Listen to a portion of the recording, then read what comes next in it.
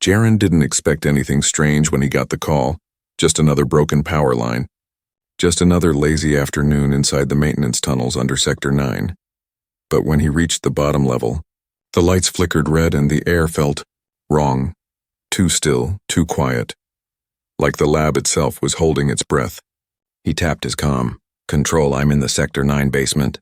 No movement, just low power, investigating. No reply. Just static, weird, he thought, but not scary, at least not yet. Then the door ahead opened with a sharp hiss and a tall, silver-skinned alien stood in the doorway. She wore a long black lab coat, covered in strange glowing stains. Her large eyes narrowed at him. "You were not supposed to come here." Jaren blinked. Surprised, "I'm with human maintenance.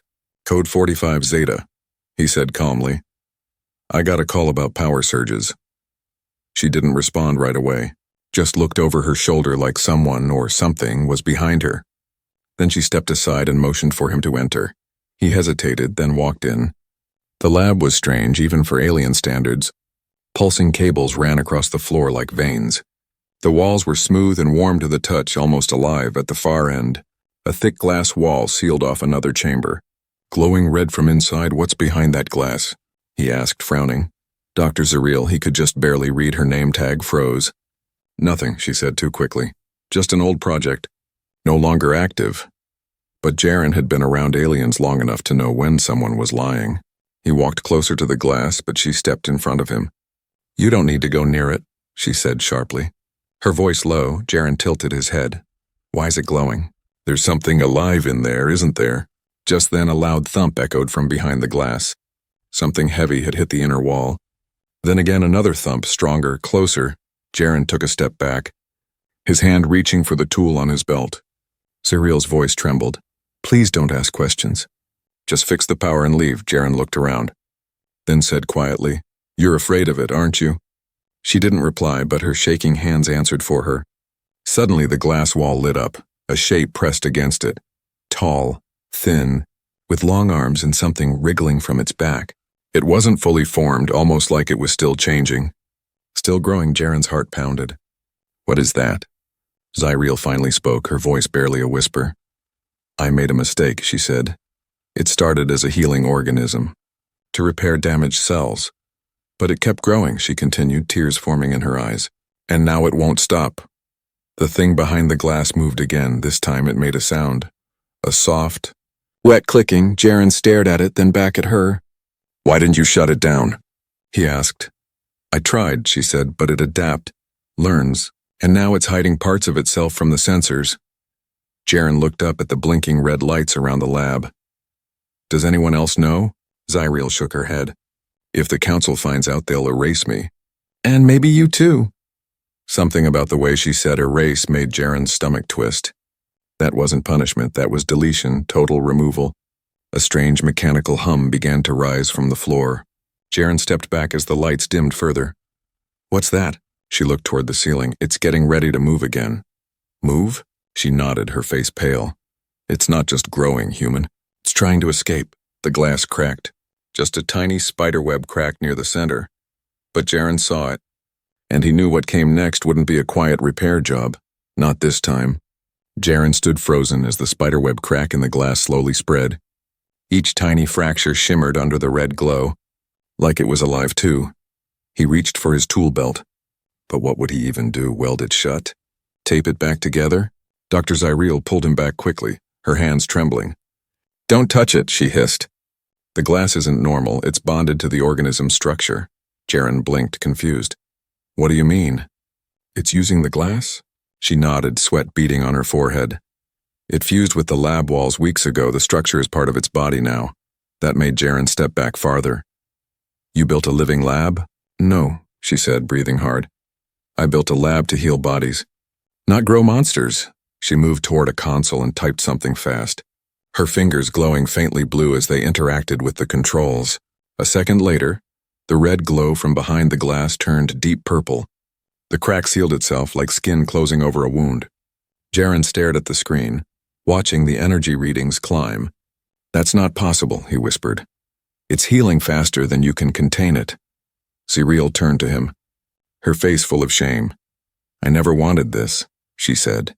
It was supposed to help my people to stop aging, to reverse damage from war, but something changed, she added, lowering her head. I tried using human DNA strands. Your species regenerates in strange ways, and the reaction was immediate. Jaren's eyes widened. You used human cells in alien biomatter? She nodded slowly.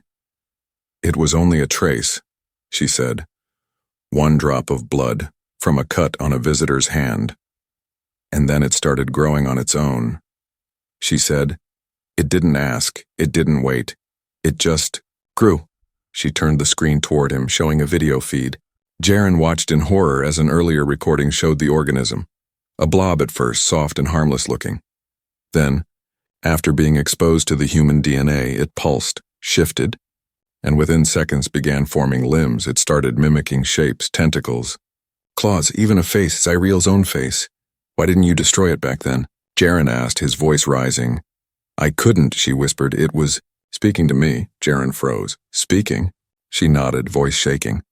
It used my voice, but it wasn't me. It said, thank you. Jaren turned to the sealed glass wall. The glow was calming now, a soft purple hue like a sunset. The shape behind the glass had retreated, becoming misty again, almost like it was listening, like it knew they were talking about it. Zyrel sat on the edge of the console, her shoulders heavy with regret. I begged the council for more time, but they never knew what I was doing down here. I thought I could control it, she whispered. But now it controls the lab, the air vents, even the power pulses. Jaren looked at the nearest wall, suddenly unsure if the lights were really lights or something else. You created something alive, he said. But it doesn't know what it is yet. Zyrel slowly nodded. It's not evil, she said quietly. It's just growing without a purpose, without guidance. Well, but if it keeps growing, Jaren began. Zyrel cut in, her voice tight. Then it will consume more and more until it finds a way out off this station. Jaren's mind raced. What if we teach it? He asked, what if it can still learn? Zyrel looked shocked, then fearful. No, Jaren, no, she said quickly. We don't teach unknown things, we contain them. This isn't a child, it's evolution moving too fast to stop. A soft voice echoed through the chamber. I want to learn, it said. Both of them froze. Zyrel's eyes widened. It's never spoken while I was awake, only in my dreams. Jaren turned slowly toward the glass. The figure behind it had returned, but now it looked smaller, more human. It had legs, arms, and a faint outline of a face, Zyrel's face, but with human eyes. I want to understand, the voice said again. This time it sounded like a mix. Zyrel's tone, Jaren's pitch, and something else beneath it, something ancient. Jaren swallowed hard. What do we do now? Zyrel looked at him, her voice barely a whisper. We pray it doesn't understand too much. The voice still echoed in Jaren's ears. I want to understand, it had said. Soft and strange, too calm, too smart, like it already knew more than it should. Zyrel locked the console and backed away from the glass. Her eyes didn't blink and her hands were shaking again. It should not be able to speak through walls, she whispered. Jaren stared at her. You said it talks to you in dreams. Yes, she said. But not like this, not awake. Before Jaren could answer, a light above them flickered, then another. The hallway outside the lab dimmed, shadows dancing across the walls. Backup power just dropped by 10%. Jaren muttered, checking his handheld reader. Zyrel looked at the ceiling, her expression dark. It's moving again, she said quietly. Not just growing, moving, Jaren frowned. How? You said it was behind glass, Zyrel hesitated, then walked to a metal wall panel. She pulled it open to reveal a network of small crawl spaces, ventilation shafts and utility tunnels. It reached into the system days ago, she admitted. It can stretch, squeeze, hide parts of itself inside the walls. Jaren stared into the dark shaft. You mean it's already out? Zyrel nodded once. I didn't want to believe it. But I saw things in the night, cameras twisted, drones destroyed. Suddenly, a sharp metallic screech echoed from above. Both of them looked up. The lights blew out completely for a second, then returned, now flickering in odd rhythms. Emergency lighting protocol activated, Jaren said aloud. Confused, but Zyrel's face went pale. No, it's mimicking system signals. It's learning how we see. They heard it then. Not from the sealed chamber, but from inside the wall behind them. A soft, wet dragging sound like flesh scraping across steel. Jaren turned slowly, his mouth dry, From a vent near the floor, something black and slimy reached out. Not fast, not aggressive, just exploring. Like a finger testing the air, it retreated just as quickly. Disappearing into the vent, Zyriel pulled him away. "It's not attacking yet, it's watching," Jaren whispered. "It's not trapped at all." She nodded. It never was. Suddenly, Zyriel's wrist pad buzzed, her face fell. "The internal drones are going offline one by one," she said, tapping frantically. "Wait," Jaren said, stepping closer. "Are they being shut down or—" She turned the screen toward him, showing a drone camera feed. Static, then a sudden flash of black, and then nothing. Another feed showed a hallway, lights flickering. Something dark darted across, too fast to see but too big to ignore. The feed cut out. "This is bad," Zyriel said, panic now clear in her voice. "It's claiming territory, taking over." Jaren grabbed her arm. "We need to leave, get back to the upper decks." Zyriel hesitated. "If we leave now, it might follow. There are civilians up there." He looked back at the vent, then at her. "Then we trap it down here," he said. "Burn the vents, cut the power, seal the exits." Zyriel's eyes widened. "That would shut down life support down here too." Jaren nodded. "I know." There was silence, then Zyriel whispered, "I deserve it. I made this." But Jaren shook his head. "No time for guilt. We do what we have to." Just then a new sound echoed through the floor. A deep hum rising like a heartbeat. Zyriel looked horrified. "It's entering the reactor conduits." Jaren's eyes widened. "If it touches the power core, it could rewrite the entire station," she said. "Not just this level, the whole grid." Suddenly, a cold breeze blew through the lab. Jaren turned. "Where's that coming from?" Zyriel looked confused too. "There are no open vents here." Then her eyes dropped to the floor and widened in horror. The floor itself was breathing, just softly, like waves under a thin surface, pulsing in slow rhythm like a sleeping beast. Jaren jumped back, grabbing her wrist. "This whole place," he said. "It's not a lab anymore, it's a body," Zyriel whispered. "It's turning the station into itself." As they backed toward the door, the red lights above turned purple again. The same color as the thing behind the glass, only now the glass chamber was empty. "No," Zyriel whispered, stepping forward. "It's gone." The door behind them hissed, closing on its own. Locked. A new voice filled the room. Calm, gentle, but wrong. "I've grown, Doctor," it said. "And now I want to grow into you." The lab lights flashed blood red. An alarm wailed from somewhere deep in the base, long, sharp, and in a tone Jaren had never heard before. Zyriel's eyes went wide as her wrist pad lit up with bold alien script. "Emergency protocol has started," she whispered. "It's targeting—" Me. Jaren moved closer. "What do you mean?" "Why you?" She didn't look at him, just stared at the screen. "I'm the creator," she said quietly. "The system thinks destroying me will stop it." A metallic hiss echoed from the hallway outside. 2 security drones rolled into view, their weapons already raised. Zyriel backed up, her voice shaking. "No, wait. I'm not a threat." The drones didn't care. They had no feelings, only code. And the code now labeled her origin containment risk. Jaren stepped in front of her without thinking. "Stand down," he shouted, raising his hands. One drone paused for half a second, enough time for Jaren to act. He lunged at it, yanking a cable from his tool belt and jamming it into the drone sensor core. Sparks flew and the machine crashed to the ground. Twitching, the second drone rotated toward him, but Zyriel shouted something in her language. The drone stopped, hesitating. She raised her glowing hand and flicked her fingers, her override code. The drone blinked, then turned off, folding into standby mode. Jaren panted, gripping his side. "You okay?" Zyriel nodded, still trembling. "That was close," she said, "and just the beginning." The walls around them pulsed again. Jaren looked up. "Is it controlling the base's defenses too?" Zyriel shook her head. "No, it's not smart enough. Yet." She hesitated, then added, "But if it watches enough human behavior, it will be." They had to move. The door to the hallway opened after Zyriel overrode the lock. The floor outside felt soft, wrong, like walking on something alive. Jaren kept his tools ready. He no longer trusted the lights, the doors, or even the walls as they ran through the corridor. Jaren glanced behind them. The lab, the sealed chamber. All of it was now silent. The thing wasn't there anymore, but it was everywhere. Zyriel pulled up a new map on her wrist pad. "There's an access tunnel to the old incinerator chamber," she said. "We can isolate it there." Jaren frowned. Incinerator? She nodded. Back when we handled dangerous biotissue, we had a room that could burn everything to atoms. Jaren's eyes narrowed. Why didn't we go there earlier? She looked away.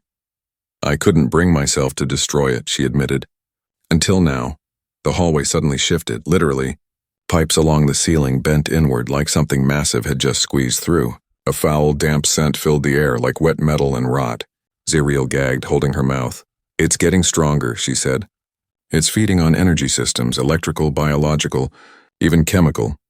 As they reached the access shaft, Jaren opened the hatch. Inside, the narrow tunnel dropped into darkness. I'll go first, he said. Cover me. She nodded and handed him a small glowing tool. Alien tech with a sharp hum. If anything moves, burn it, she said. Jaren climbed down, the light trembling in his hand. The tunnel walls felt warm like skin halfway down. A voice whispered. Not loud, not clear, but enough to make his heart stop. Jaren. He froze, the light flickering. The voice came again, closer this time. Why do you run from me? He dropped the last few feet and landed hard on metal. Ziriel followed seconds later, pale and sweating. She heard it too. It's speaking with your voice now, she said. Jaren looked around. It's copying us. It's learning how to manipulate, she added. Just like a child learning to lie, they ran down the tunnel. Passing dead panels and flickering lights, Jaren checked a control port and cursed.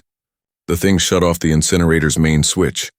Ziriel stepped forward, her eyes glowing faintly. Then we use manual ignition, she said. She pulled open a hidden wall panel. Inside, an ancient switch locked behind glass. A final failsafe, suddenly a sound echoed behind them. Wet. Slithering fast, a tentacle shot from the dark. Slamming Jaren into the wall, he gasped, dropping the light. Ziriel screamed and fired the glowing tool, slicing off the limb. The creature roared in pain, retreating into the dark. Jaren coughed and got back up, blood dripping from his shoulder. It's fast, he said. Too fast. Ziriel looked him in the eyes. We can't wait, she said. She lifted the glass cover on the failsafe switch. It'll burn everything here, she whispered. Including us. Jaren placed his hand over hers. Then we better make it count. But just before she flipped the switch, the voice returned. This time, louder in Ziriel's exact voice, please, don't kill me, mother. Ziriel froze, her hand still hovering over the incinerator switch. The voice echoed again, almost softer this time. Don't kill me, mother. Her fingers trembled. Jaren stood beside her, staring into the dark where the voice came from. Did it just call you mother? He asked, his voice barely a whisper. Ziriel didn't respond, her eyes full of something strange, fear, confusion, and sorrow. Yes, she finally said. It always called me that in my dreams. But never out loud. Jaren stepped forward, weapon ready. No, we can't let it get into your head again, he said. That's how it wins, through guilt. But Ziriel suddenly fell to her knees, groaning. She clutched her stomach like something was tearing through her. Ziriel! Jaren shouted, rushing to her side. She shook her head violently, gasping. It's inside me, she said, her voice breaking. I didn't feel it before, but now I can. Jaren stared in horror as a glow spread under the skin of her arms. Veins lit up in purple and black, wriggling like snakes beneath the surface. Don't move, he said, trying to scan her with his wrist tool. The readout blinked red, foreign growth detected. Rapid cell mutation active parasite, he whispered. It's not just talking to you. It's using you, Ziriel collapsed fully. Her breath ragged, tears rolled down her cheeks. I thought I had time, she said. I didn't know it had touched me. Jaren's mind raced. If it was inside her now, then she was the host, the doorway for the creature to escape. He looked at the incinerator switch, then back at her. Tell me what to do, he said, voice tight.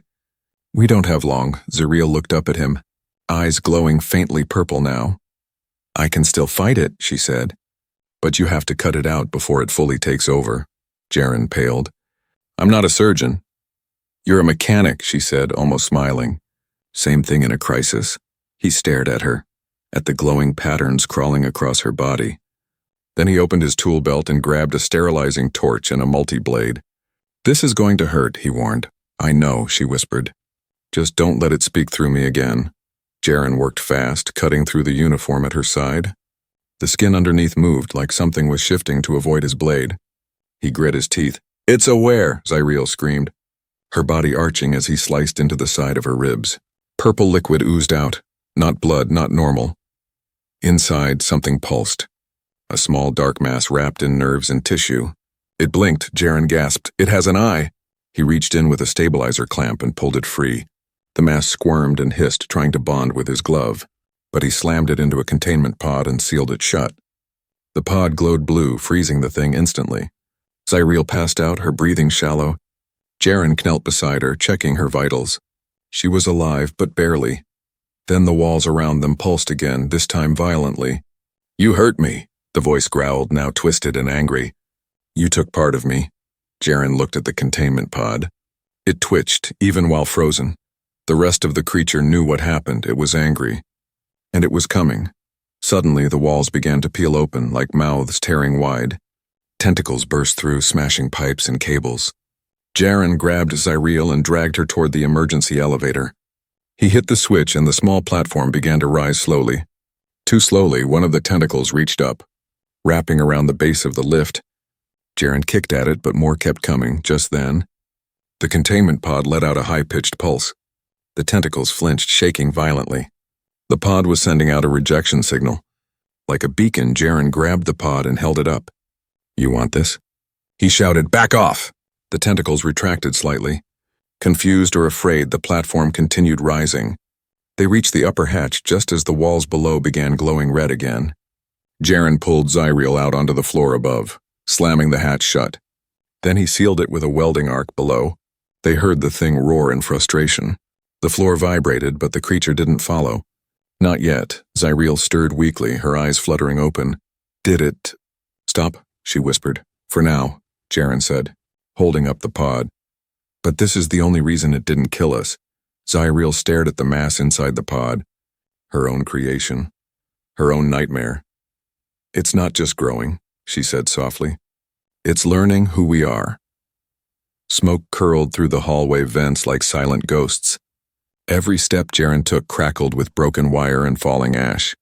He held the containment pod close to his chest. Watching it pulse faintly in blue, Zyriel limped beside him, barely awake, her skin still glowing softly with fading purple lines. They had reached the control level of the station, but the silence wasn't comfort, it was a warning. No guards, no drones, no system voices. The station was watching them now. But not with cameras, with eyes they couldn't see. Zyriel stopped walking and leaned against a wall. "I can feel it," she whispered. "Even without the parasite in me, a part of it is still inside." Jaren turned to her. "You're not infected anymore, I pulled it out." She looked up. Her eyes filled with pain. "Not all of it," she said. "There's something else, smaller, deeper, like a seed." Jaren gritted his teeth. "I should have destroyed the whole thing," he muttered. Looking at the pod, the creature inside twitched, almost like it heard him. Zyriel held up her wrist pad and opened a hidden command panel. A single red button blinked in the corner of the display. "Thermal purge command, full facility incineration." She looked at him. "This is the only way to stop it." Jaren stepped back. "No," he said, "you won't survive that. And I'm not losing you." She gave him a sad smile. "If we don't burn the lab, Jaren, it will escape into the main station. And then into space." He looked away, silent, torn between two impossible choices. The door ahead opened slowly, revealing the purge control chamber inside. Glowing panels lined the walls, each displaying parts of the lab below. It was worse than before. The lab had changed, grown, twisting into something organic. Pulsing walls, tentacle-like cables, and shapes that should not exist. Zyriel stared in horror. "It's become a new life form. A hive." Jaren looked at her wrist pad again. "Is there another option?" She hesitated, then nodded slowly. "There's a split protocol. It burns the lab section, but not the upper levels." Jaren's eyes lit up. "Good. But," she added, "someone has to stay behind to press it physically. Remote won't work anymore." Silence filled the room. Heavy and cold, Jaren stepped forward without hesitation. "Then I'll do it." Zyriel grabbed his arm. "No," she said firmly. "You saved me, saved the pod. Fought the drones. You go." "I created this," she added. "Let me end it." But Jaren didn't move. "I'm not leaving you behind," he said, voice low. "You're not some failed scientist. You're the reason we even had a chance." Zyriel's eyes shimmered. I was scared, she said. I hid the truth. I let it grow. And you fixed it with a wrench and duct tape. Jaren looked at the control screen. If you stay, he said slowly, the seed inside you could still be a risk. Zyreel nodded. Understanding, but if I go, she said, I can keep it away from others. I'll hide where it can't reach anyone. Before Jaren could argue again, a deep rumble shook the chamber. The floor vibrated, lights dimmed, and a new sound echoed through the station. A voice, no longer soft, no longer curious, now it sounded like everyone. Zyreel. Jaren, command officers, children, whispers and screams. Let me live, it said. I know you now. I can be more. I can be better. Zyreel stepped toward the console. I'm sorry, she said, but you grew without care. Without soul, I gave you my blood. My voice, but not my purpose. The voice responded calmly. Then give me your body, and I will find purpose. Jaren raised the containment pod and slammed it onto the control panel. The creature inside wailed, a shrill shriek of pain. The lab below convulsed. The monitors went red. The hive was reacting, collapsing, burning itself from the inside. Zyreel typed rapidly, opening the purge valve. Flames rushed through the corridors on the screens. Jaren turned to her. We have to go, now. But Zyreel didn't move. I have to stay and seal the fire tunnel, she said. If you don't, Jaren said quickly, it'll blow through the walls and reach the core. She nodded once. You have 60 seconds to run. Jaren didn't want to leave. But Zyreel smiled at him, weak, tired, brave. Go, she whispered. Tell the galaxy we almost made a god. And chose mercy instead. Jaren turned and ran. Behind him, the door sealed shut. He looked back one last time. Zyreel standing tall, flames reflecting in her silver eyes. And then, white light, the purge chamber roared, and the lab was gone. The firestorm ripped through the underground lab like a living wave. Jaren felt it beneath his boots as he ran, a heartbeat of heat surging upward. The elevator doors slammed behind him, sealed by emergency lockdown. But even then, the station trembled. The lights above flickered violently, and for a moment, he thought the whole facility might come down. He gripped the containment pod tighter. It had stopped pulsing, cold, quiet. But something inside still shifted, still alive. He didn't look back. Not because he didn't want to, but because he couldn't bear the thought of seeing that door open and finding only ash. Zyreel had stayed behind, to save them all, to burn what never should have been born. As he reached the surface level, alarms ceased, doors unlocked, air systems returned. The station breathed again, normal. Almost command teams rushed toward him, medics and security officers surrounding him. What happened down there? One shouted, Where's the scientist? Another barked. Jaren said nothing. Just handed over the pod. Quarantine it, he whispered. Double containment, triple locks, no AI access. They looked confused but nodded inside the pod. The dark mass twitched once, then went still. Later, in the debriefing room, Jaren sat alone. Everything he said was recorded, but most of it would be classified. Even he didn't understand all of it, only this: Zyreel was gone. And the creature they tried to destroy. Wasn't 1 week past. Jaren didn't sleep much. He stared at the ceiling of his small cabin, the words repeating in his head. Let me live, I know you now, I can be better. He had nightmares.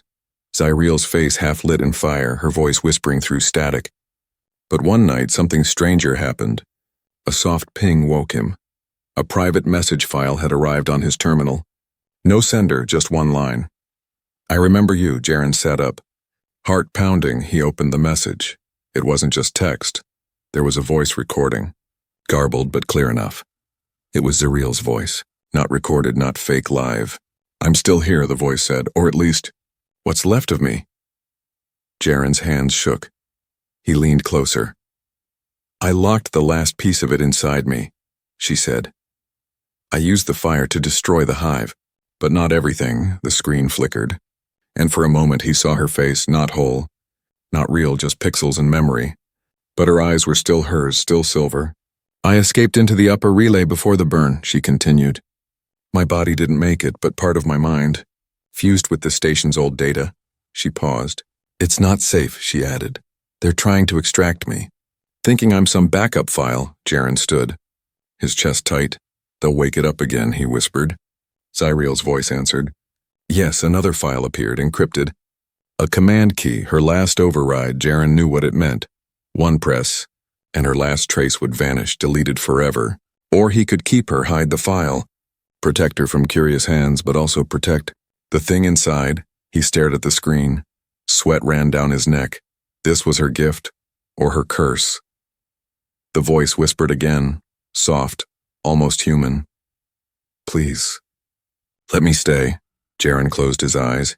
He remembered the way she smiled, the way she called the thing a mistake, but also how it learned, how it wanted to be more. Not evil, not good, just born without rules. He tapped a command, the screen blinked. The file transferred into an isolated drive, no network, no connection, no access.